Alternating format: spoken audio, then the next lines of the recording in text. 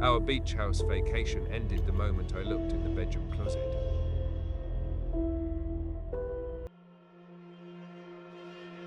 Seven days. 7 days of forced smiles and the grating, relentless cheer of the ocean. The vacation was already a ghost, a half-remembered dream that had cost a fortune. They always ended this way. A mountain of effort and expectation, only to have the time devoured whole, leaving Oren feeling scoured out, emptier than before he'd left. He promised himself this trip would be a reset. Another lie to keep the engine turning over. His wife, Celine, was a silhouette against the blinding white sun, a worshipper at an altar of sand and surf. At least she was happy. Their daughter, Elara, was a small, breathing lump in her carrier, a brief ceasefire in the war of new parenthood. It granted Oren this moment of quiet vacancy, sitting in the rented living room, the air thick with the scent of salt and coconut sunscreen. A cheap, decorative clock hung on the wall, its face a garish explosion of glued-on seashells and plastic starfish. Its ticking was a hammer, each strike chipping away at the few remaining hours before the long drive home, back to the life he was supposedly escaping. Tick. Tock. His toes curled inside his sandals, digging into the foam. Tick. The drive home. Tock. The wasted money. He threw his phone onto the couch cushion beside him, the silence it left behind screaming at him. He began to pace, the floorboards groaning under his frantic steps. The ticking was gone now, drowned out by the frantic, pulsing drumbeat inside his own skull. He glanced through the panoramic windows that overlooked the sea, his eyes scanning for Celine's wide-brimmed hat. He found it, a small beacon of calm in his storm. And for a moment, a genuine, unforced smile touched his lips. She deserved this peace. The sincerity of the thought surprised him, a flicker of light in his spiraling anxiety. Then he saw it. And the smile was strangled in his throat. It started with the head, rising from the beach access staircase that led up to their balcony. A swollen, bald dome, the color of a drowned thing, a pale, waterlogged grey-pink. It ascended with an unnatural smoothness, the afternoon sun sliding off its slick surface not with a warm glow, but with a dead, sterile sheen. Oren's mouth fell open, a dry, useless hinge. His heart, which had been hammering against his ribs, seemed to climb up his esophagus, hot and heavy. Time itself began to warp. The air grew thick, like breathing syrup. Each tick of that garish clock seemed to stretch into an eternity as the head continued its slow, inexorable drift upwards. It felt wrong. It felt backward, as if he were watching a film spooling in reverse. The eyes crested the level of the wooden balcony floor, or where the eye should have been. In their place were two fleshy, retractable stalks, each tipped with a grotesque, glistening cluster of compound eyes, like a crab's. They swiveled independently, two alien periscopes scanning the world before they both fixed, with chilling precision, directly on him. Oren was paralyzed, a statue of flesh and bone. The world around him, the ticking clock, the distant surf, Celine's happy silhouette, it all dissolved into a meaningless, buzzing periphery. The only reality was that bloated head and those impossible, chittering eyes. A small whimper cut through the spell. Elara, from across the room. Oh, God, Elara. The whimper became a cry, a thin, piercing wail of infant distress. Instinct, primal and powerful, finally broke the paralysis. Oren tore his gaze away from the balcony and scrambled across the room to the carrier. He scooped his daughter into his arms, her tiny, fragile body a shield against the monstrous reality outside. He held her tight, her warmth a desperate anchor. When he risked a look back at the window, it was gone. Shh, shh. I've got you, little star. Oren's voice was a ragged whisper against Elara's downy hair.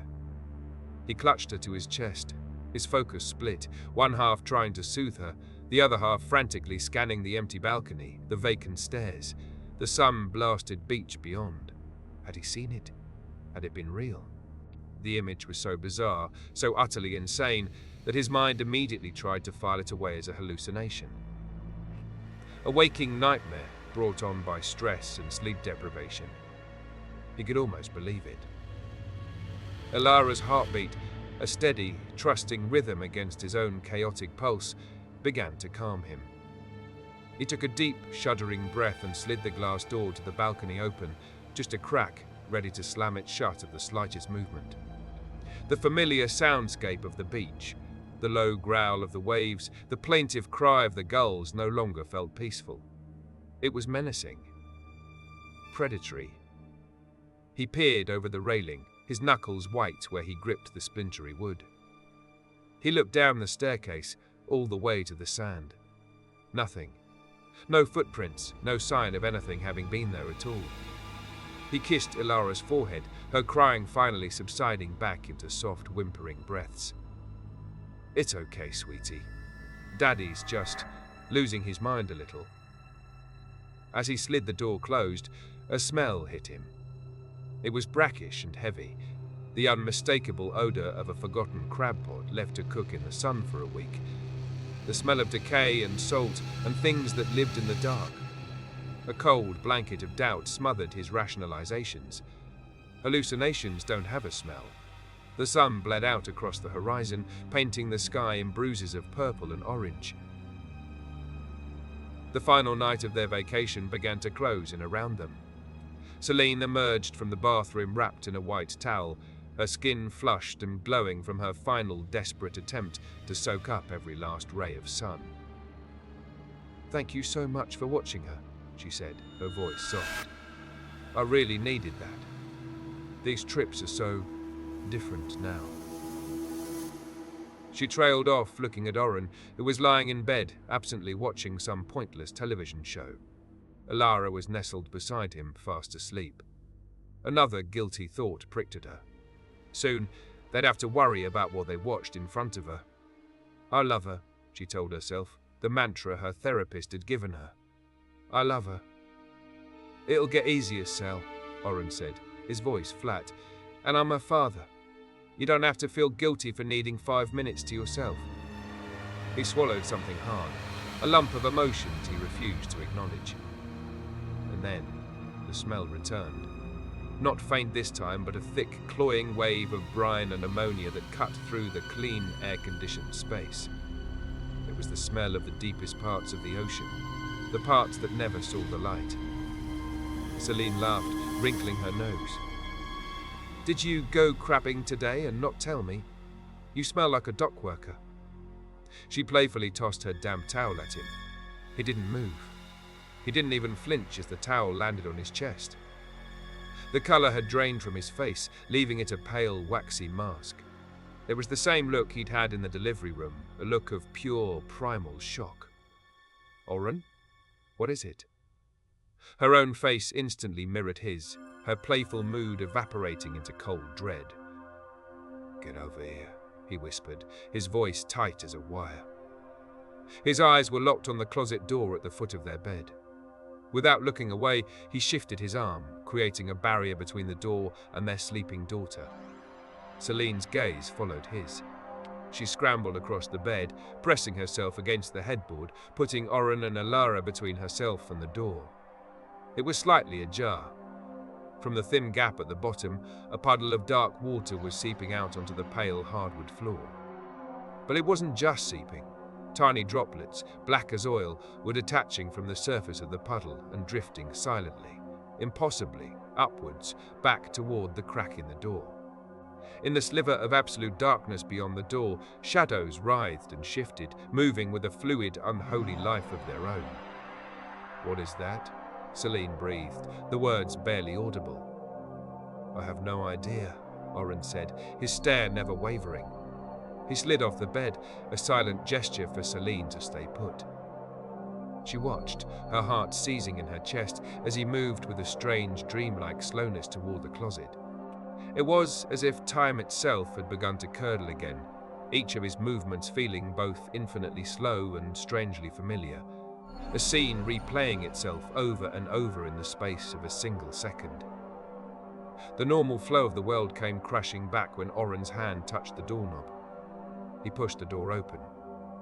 The bedroom light spilled into the closet, but it didn't illuminate it.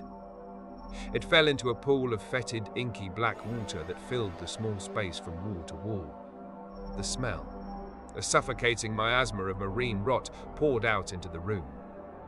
Celine gagged, and the sudden noise and stench startled Alara, who erupted into a full-throated, terrified scream. Oren just stood there, framed in the doorway, staring down into the unnatural pool. The water rippled, as if something massive had just submerged itself. He saw his own reflection looking back up at him, but it was wrong. Horribly wrong. The face in the water was his, but it was bloated, the skin sagging from the skull like a waterlogged corpse. Its eyes were vacant, black pits. Then, the reflection moved. It smiled at him, a wide, lipless grin. From the empty sockets of the reflection, two familiar, fleshy stalks sprouted, their compound eyes swiveling to meet his. A connection was made. A circuit was completed. An agonizing, lightning-sharp sensation shot up Oren's leg, a jolt of pure, undiluted terror that bypassed his nerves and struck his heart directly. A universe of blinding white pain exploded in his chest. He gasped. A dry, rattling sound, and then he simply fell backward, his body folding like a puppet with its strings cut. The edge of the mattress caught his head, sparing him from the hardwood floor. Celine's scream tore through the night, a raw, ragged sound of disbelief and horror. The world dissolved into a flashing, screaming blur of sirens, tears, and the muffled, urgent questions of strangers who kept appearing and disappearing in the chaos. Oren woke up feeling old. He felt tired down to his bones, a profound, soul-deep exhaustion. He pushed himself up in the hospital bed, the crisp sheets cool against his skin. Celine was there, sitting in a chair beside him, her face etched with a weariness that mirrored his own. Ilara was on a blanket at her feet, quietly playing with a set of plastic keys. "You're awake," Celine said, her attempt at a smile, a fragile, trembling thing. "How do you feel?" "I love you so much, Oren." "I love you," he managed to say, his voice a dry rasp, barely a whisper. He shifted in the bed, and a sharp pulling sensation along his sternum made him wince. He looked down and saw a thick line of stitches and medical tape running down the center of his chest. "Open heart," Celine said, her voice catching. Her eyes were fixed on Alara, as if she couldn't bear to watch his face as the words landed. Your heart just stopped." They said it was some kind of massive, unexplainable cardiac event. "Oh," he whispered. "I see." He tried to speak louder, to offer some kind of reassurance, but his throat was raw, and the same faint whisper was all he could muster. Celine finally turned to look at him, and he saw the tear tracks on her cheeks. As he watched, a fresh tear welled in her eye, broke free, and slid down her face. It reached her chin, where it clung for a second. Then two, a perfect glistening sphere. And then it began to drift. Slowly, defying all logic, all physics, it detached from her skin and floated gently upwards, towards the sterile white ceiling tiles. Alara looked up, her baby eyes tracking the strange, floating jewel. She giggled, a pure, happy sound in the quiet room, and reached a chubby hand up for it. Oren didn't need to look at the windows to know which way the ocean was. He could smell the salt in the air. He could feel the tide turning, even here, miles from the shore.